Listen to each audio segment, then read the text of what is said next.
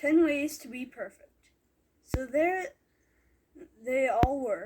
Grannies, granddads, babies, uncles, aunts, children, moms, and dads. Out there in the middle of the desert. They had blisters from all the walking. They were hungry and thirsty and much, much too hot. "We don't like it," they said. "It stinks." And so did they, for that matter, because no one had taken a bath in weeks. Now remember, because this is something they had forgotten. God had done amazing things for his people. He'd hidden them inside a cloud. He'd moved the sea. He'd set them free. But God's people still weren't happy. They didn't care about being free. It wasn't wasn't it better when they were slaves? At least they had lots of nice food to eat. God doesn't want us to be happy, they said. It was the same lie that Adam and Eve had heard all those years before. God has brought us out here to kill us. God doesn't love us. But they didn't know God very well, did they? Every day of their journey, God kept on showing his people how well he would look after them, if they would trust him and obey him. When they were hungry, God made the sky rain with food, bread coming down from heaven. "What is it?" they asked each other. They didn't know, so they called it "What is it?" which is, of course, a very good name for something when you don't know what it is.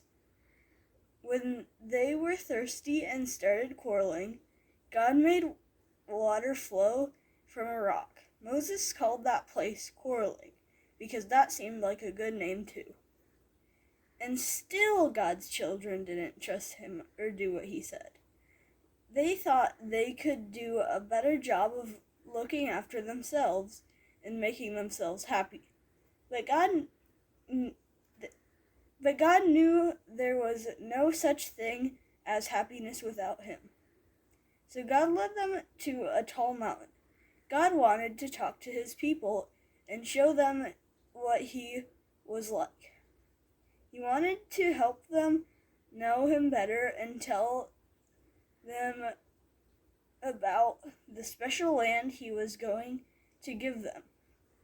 "The whole earth belongs to me," said God, "but I have chosen you. You are my special family. I want you to live in a way that shows everyone else what I'm like, so they can know me too." God called Moses up the mountain. The great mountain shook. A thick cloud fell. Thunder roared. Lightning cracked. And God gave Moses 10 rules called commandments. "I want you to love me more than anything else in all the world, and know that I love you too." God told them, "That's the most important thing of all."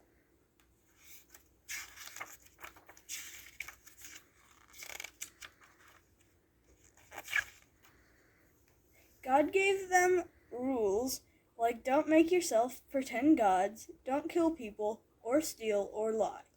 The rules showed God's people how to live and how to be close to him and how to be happy.